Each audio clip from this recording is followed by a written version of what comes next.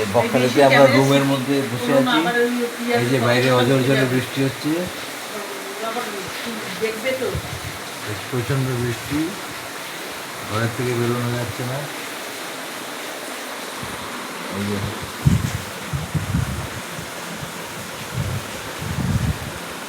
যে আমাদের সবাই এসছে, চায়ের আড্ডা বসেছে আমাদের 4 জন।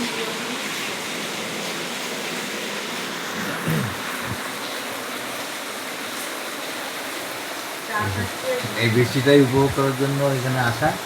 বর্ষাকালে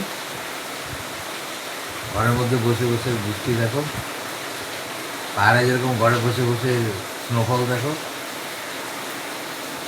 এইখানে একটি বৃষ্টি দেখো। হোটেলটা খুব সুন্দর, সরকারি গেস্ট হাউস।